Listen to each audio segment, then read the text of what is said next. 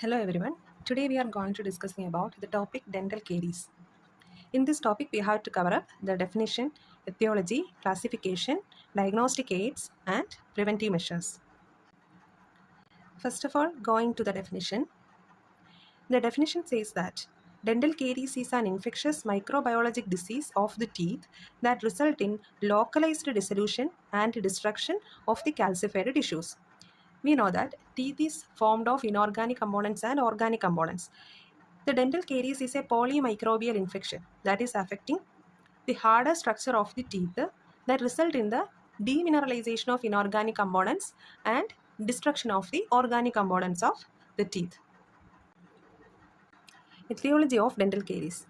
Etiology means the causative agents of dental caries. It consisting of certain primary factors and modifying factors. There are four primary factors. It includes the tooth, then the diet, time, and the dental plaque. The tooth, dental plaque, and diet formed the key triad. After that, certain modifications done on the key triad added time along with these three factors. When considering tooth, non-self-cleansable areas of the tooth are prone to develop dental caries. It includes the contact area of the tooth, that is interdental area of the teeth.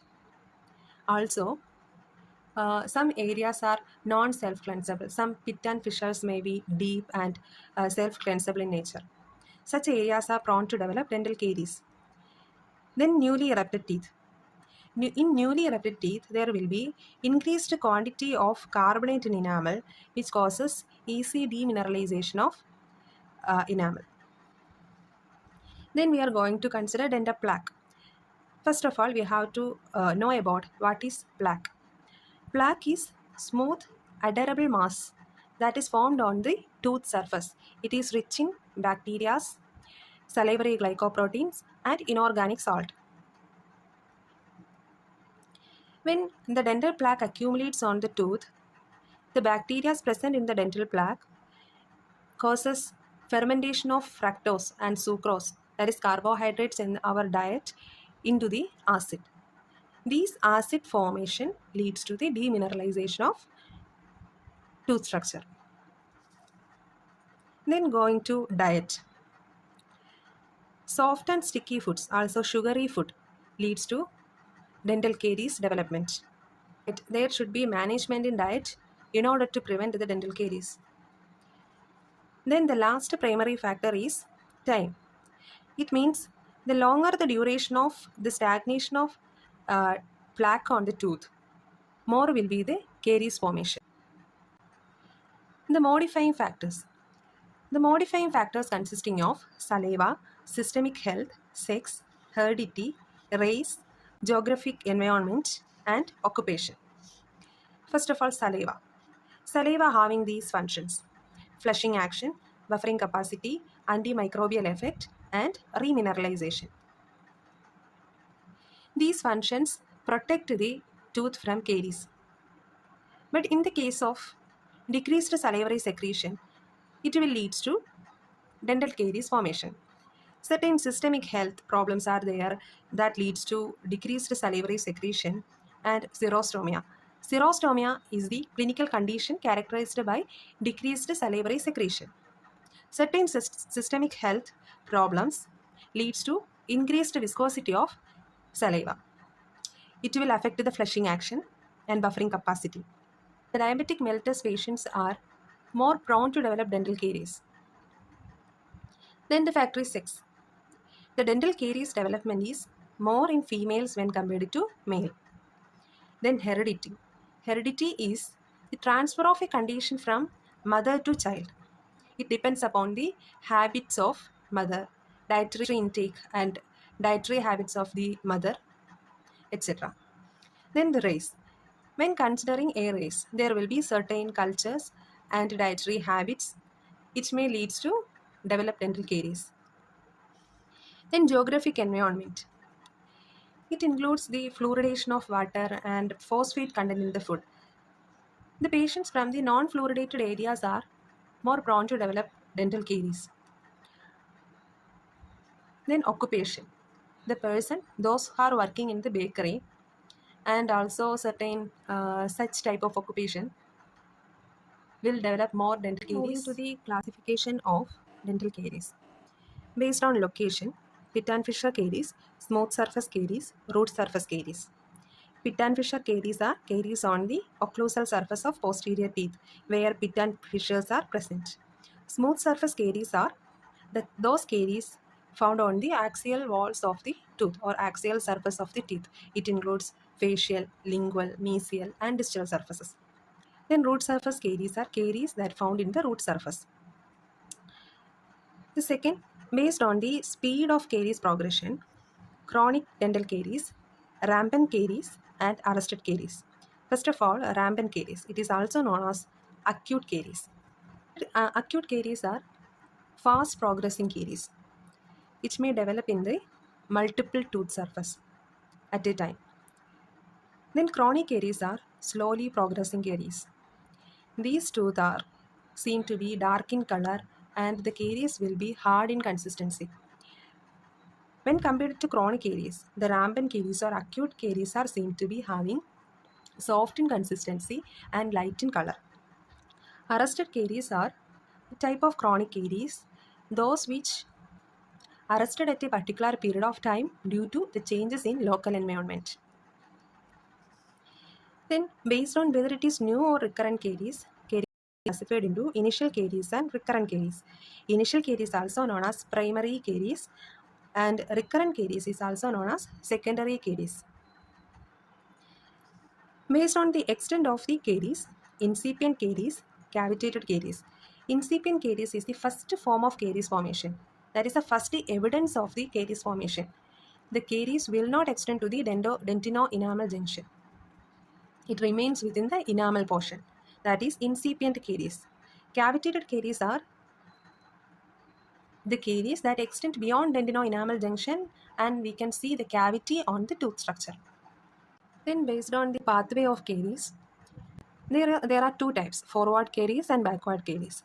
Forward caries are the caries that extend from the enamel to dentine. That is, there is a caries cone. If it is the tooth structure,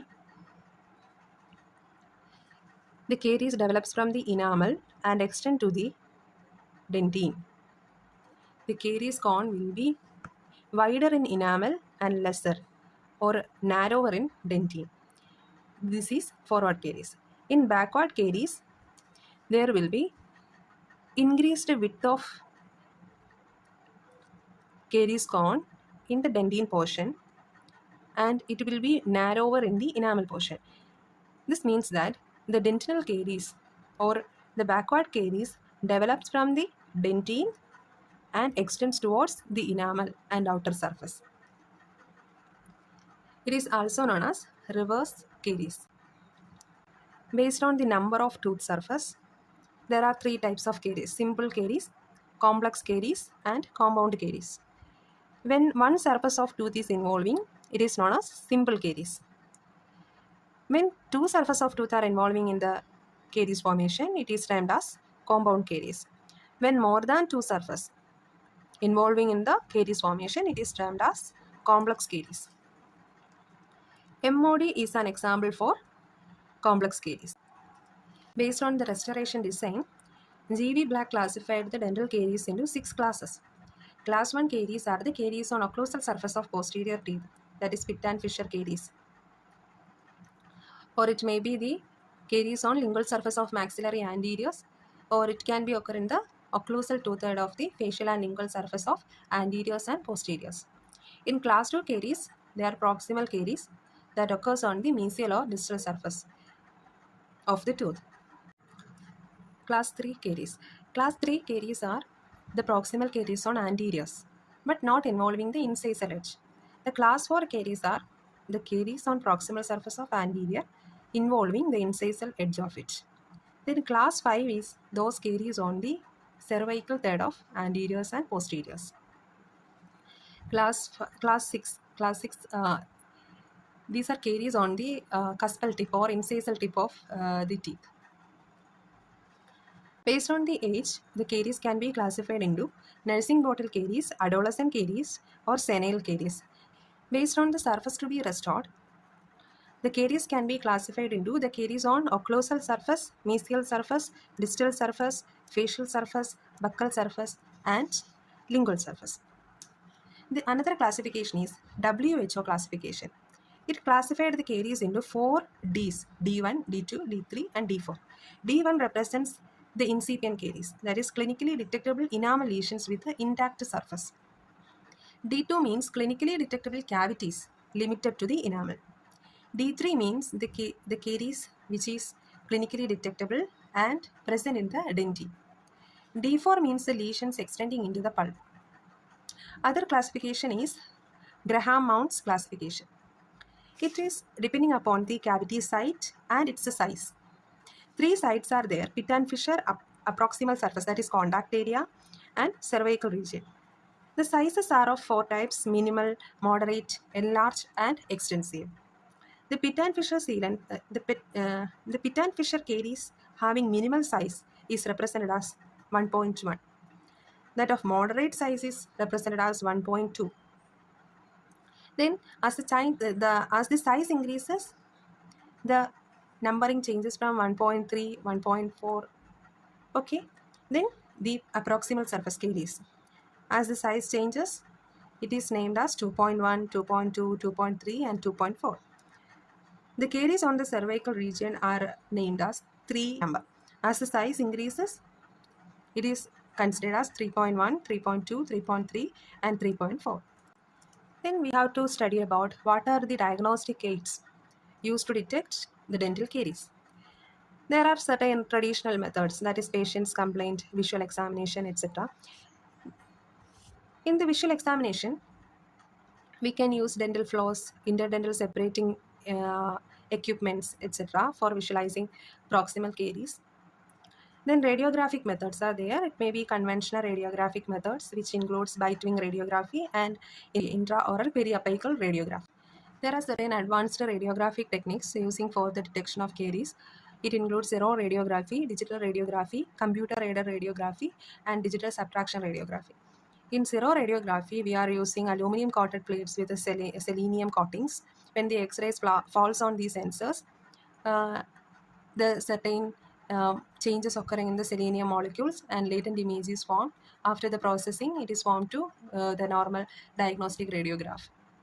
Then digital radiography, we are using computers and digital scanners are using. Then computer aided radiography and digital subtraction radiography. In digital subtraction radiography, at first time we are not getting a diagnostic type of radiograph. We have to reduce certain factors in initially formed radiograph to get a diagnostic type. Certain optic methods are there. It includes fiber optic transillumination and optic coherent tomography. Fluorescent methods are there. Then lasers. Most important is diagnodent. It is used to detect the dental caries.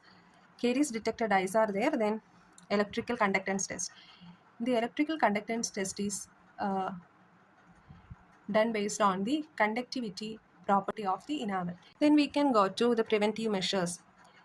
It includes toothbrushing habits. Interdental cleaning aids can be used to reduce dental caries.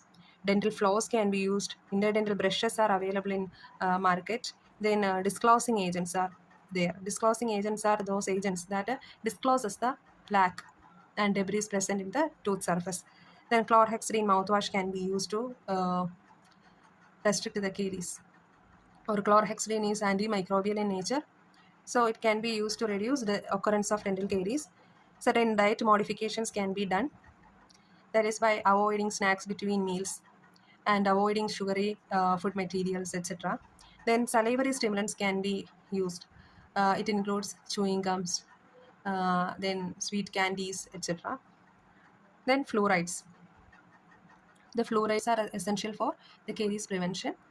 Sealants are agents that is used to cover the pit and fissures that are prone to develop caries. Caries vaccines are available in nowadays. So these are preventive measures.